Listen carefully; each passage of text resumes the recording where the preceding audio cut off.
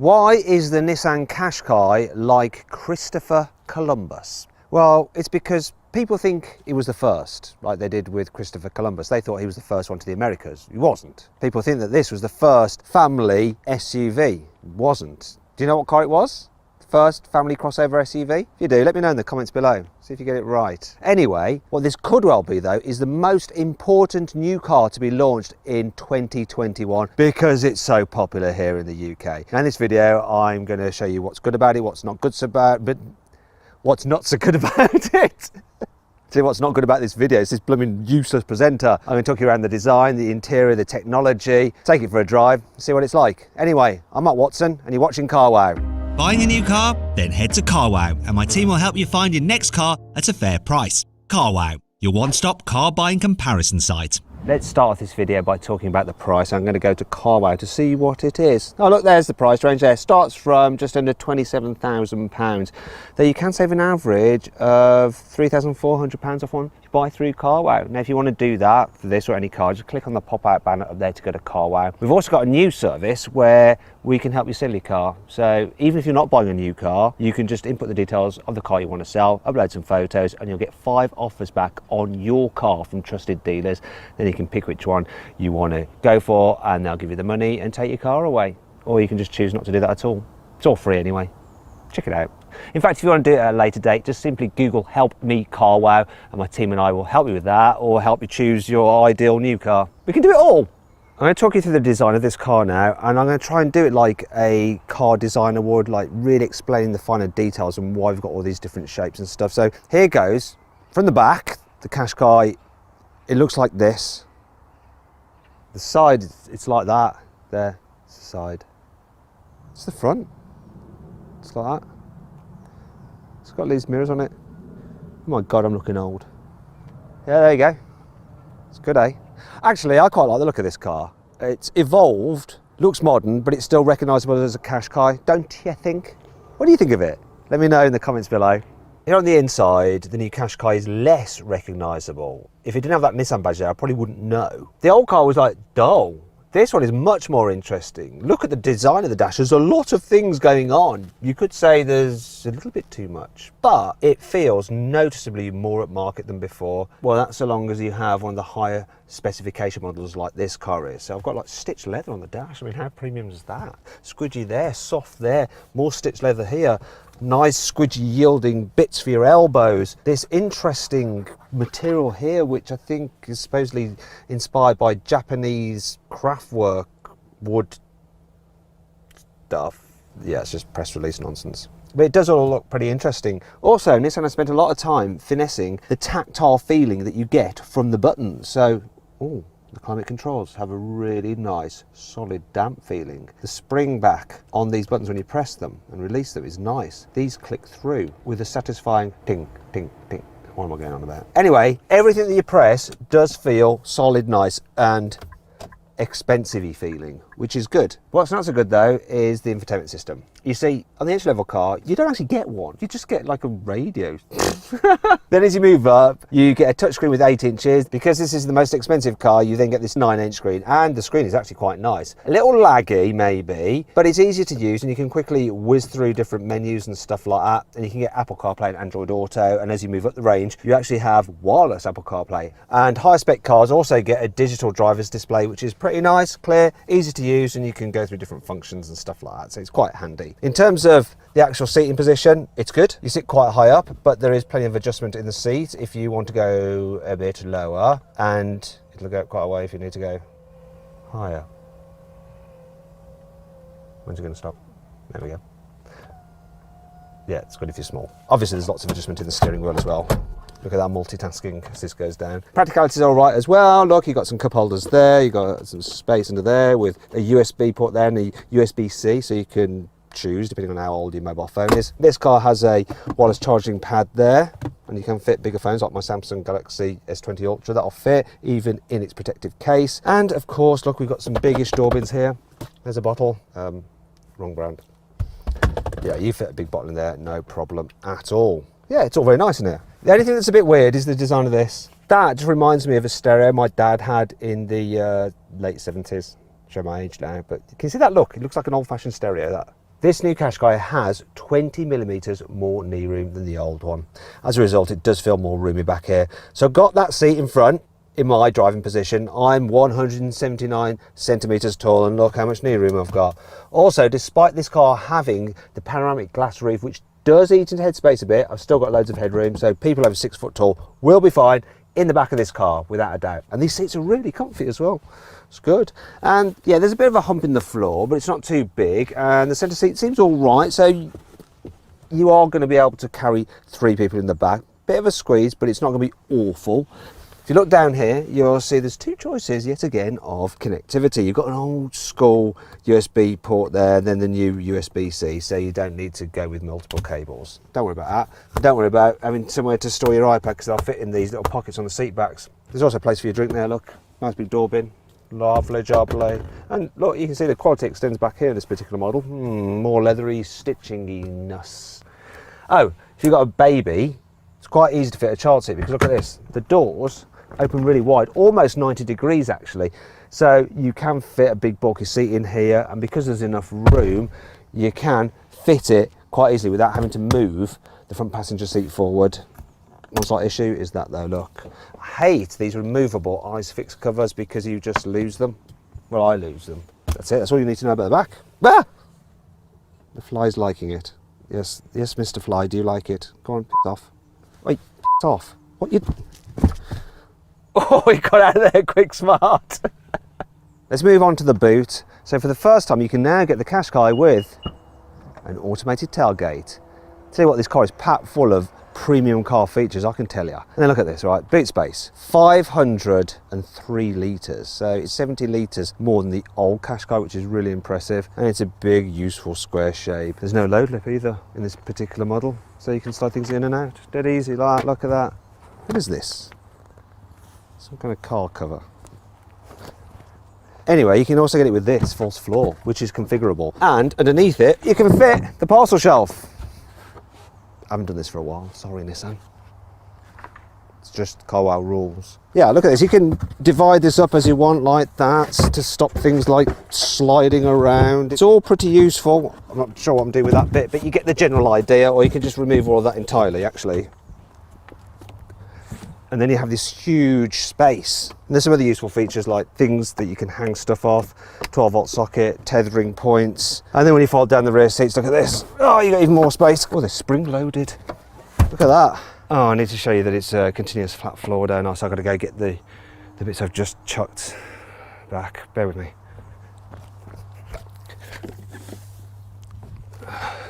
That'll teach me. All right. Yes, come on, get in. Okay, look at this now. Woohoo! That makes it easy to slide. Yeah, I've got to go get that as well. It makes it easy to just like slide things to the front of the car like that. And they've actually lowered the load height of the car compared to the old Qashqai, so it's easier to lift things in and out. All good unless you need a really, really big boot, because with its seats up, the Volkswagen Tiguan has a 615 litre boot, so quite a bit bigger than this one. If you want to see my full in-depth video review of the Volkswagen, just click on the pop-out banner up there to go watch it. And that does bring me on to 5 annoying things about this Qashqai. Sort of out of breath now with all that running around. I'm not convinced by this gear selector here for the automatic model. It just seems overly and unnecessarily big. They could just had some buttons or something. Stop it, man. I don't know why they haven't put a little tab for the rear armrest. You have to jab your fingers in. There we go, to get it down. And then you've got these cup holders, which are pretty pointless. Look at this, right? I mean, look, any kind of sudden acceleration or braking, and that's going to happen. What's going on here? Look. Why have we got a smallish glove box? It's almost as bad as what you got on Peugeots and Citroens. Fuse box is there. Why can't I have a full-length glove box? Move that fuse box over there with the right-hand drive steering wheel. Stop this. Stop it now. Do the Qashqai's rear windows go all the way down? No, they don't. But you knew that anyway, because this is part of the bad section of the video, isn't it? Why don't they? I really like to rest my arm out the window when it's warm like today. You can't when it's like that. The entry-level version of this car comes with steel wheels. Steel wheels in 2021. Are you sure? And and they're only 17 inches in diameter. These are the new 20-inch wheels. It's the first time you can get 20 inches on the Qashqai. And when you have these big wheels, you also get sophisticated multi-link independent rear suspension. Don't worry, there's still plenty to like about this car. Here's the carwow 5 core features. Nissan has used lots of lightweight materials when building this car. So the doors, the wings and the bonnet are made out of aluminium. This bonnet, right, I can lift it with one finger like that. If I was doing that with the old Qashqai's steel bonnet, I'd have broken my finger. Then there's a tailgate which is made out of composite material, which means it's so light I can lift it with my little finger. Oh yeah, I did show you that this was an electric tailgate earlier. Anyway, it's still dead light. And the use of all these lightweight materials means that Nissan have managed to shave 60 kilos from what this car's weight would have been if they just built it out of normal steel and stuff. You can get this car with all the latest tech. So safety systems that can see all the way around the car. You've also got adaptive cruise control to keep you safe distance from the car in front, auto steer to keep you in lane. You've got surround view cameras like that. Look, that's my arse there. Look, it's being picked up by the camera on the door mirror. And you've got connected services, so it'll tell you things like fuel prices of the nearest petrol stations and stuff. And you've even got Amazon Alexa connectivity, so you can tell your home device where you'd like to go and it beam it into the car sat nav, so you're not having to set it up before you leave. So you can save a bit of time. Likewise, you can do it in reverse and control certain things in your house via Amazon Alexa here in the car. Brilliant. The quilted leather you can get in this car apparently takes 25 days to produce. It even takes a robot 60 minutes to embroider all this diamond stitching. You can even get the seats with this, look, a massage function in a Qashqai. You know how like warning chimes and bongs in cars is really annoying? Well, Nissan got computer game maker Namco, which made stuff like Tekken and Ridge Racer, to do the warning bongs, and so they're actually quite pleasing. Have a listen to this.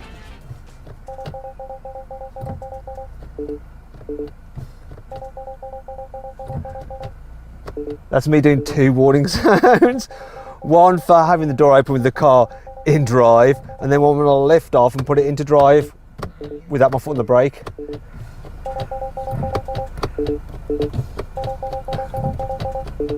It is like you're playing some kind of game, isn't it? You're going to be able to get an electric version of this Qashqai, which is perfect for people who like the sensation of driving, the instant response you get from an electric motor, but they're all worried about like the charging infrastructure, because what it'll actually have is a little 1.5 litre petrol engine on board, which will act as a generator to provide electricity for the electric motor. There will be a battery as well, but it'll only actually give you about 2 miles of range before that petrol generator sparks up to give you some power for the motors. That brings me on to the normal engines you can get with this car. So there's a 1.3 litre turbo petrol, and you can either have it with 138 horsepower or 156 horsepower. You can get it with a manual gearbox or with an automatic gearbox on the higher power version. And the higher power version is also available with 4-wheel drive instead of the normal front wheel drive. Got it? Actually, which one should you go for out of those Qashqais? Well, what I'm going to do is configure my favourite Qashqai. There we go, configuring it now through carwow, and I'm getting offers back from trusted dealers. If you want to see which model I think you should get, the engine and the trim, which is my favourite, and the offers, click on the pop-out banner up there to go look now. Do it. You don't have to do it if you don't want to. You can just stay with the rest of the review. I'm going to drive this thing now. Alright, let's do it. Alright, let me just turn this off and on.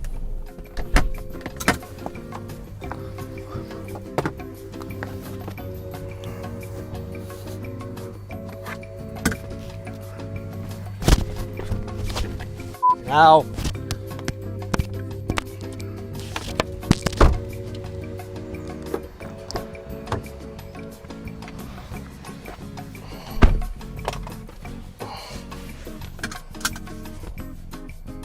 Working.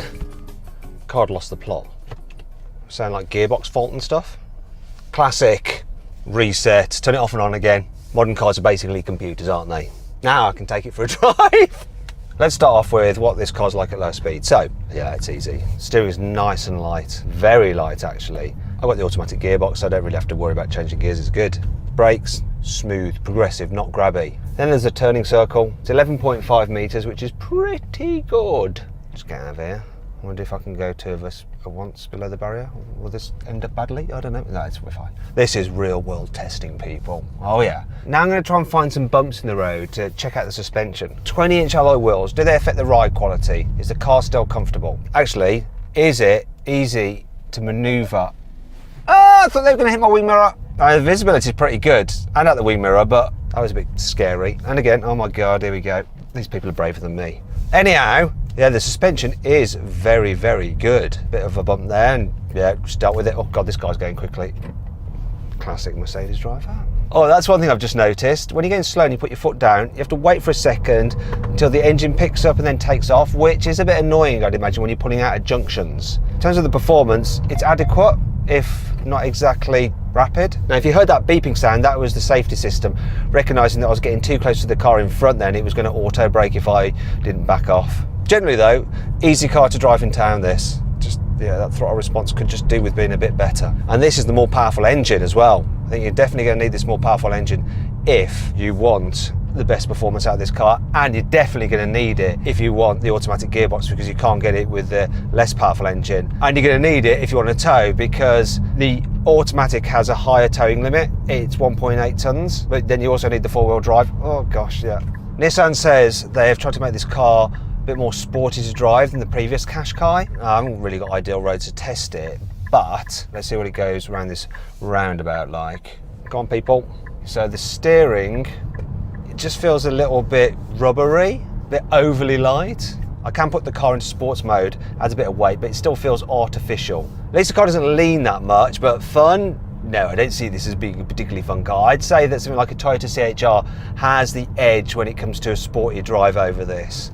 And if you want to see my full in-depth video review of that car, you can click on the pop-out button in the top right-hand corner of the screen to check it out. As for driving on faster roads, well, not much wind noise, but I'm noticing quite a bit of tyre noise, especially when driving on this rough surface here.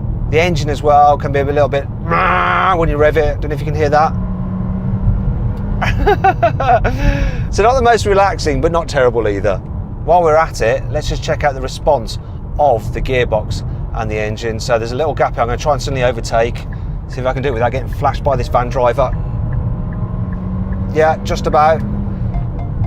Oh, and once again, the warning signs are telling me off for getting too close to the car in front. Overall though, yeah, this is pretty decent to drive. I quite like it. It's relaxing. It's what you expect for a Qashqai, and it delivers. It's more relaxing than the last one, which is a good thing.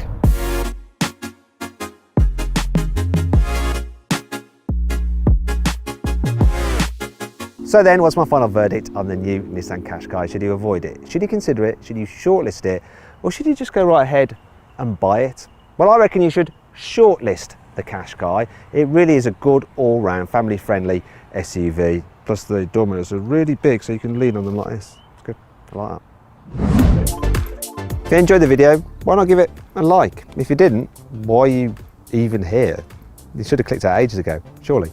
Anyway, if you want to watch some more videos, click on those windows there. And if you'd like us to help you sell your car, click on that box there and you'll get offers back from it from our trusted dealers. There's no obligation to sell through us and it's completely free, so you might as well just try it out anyway.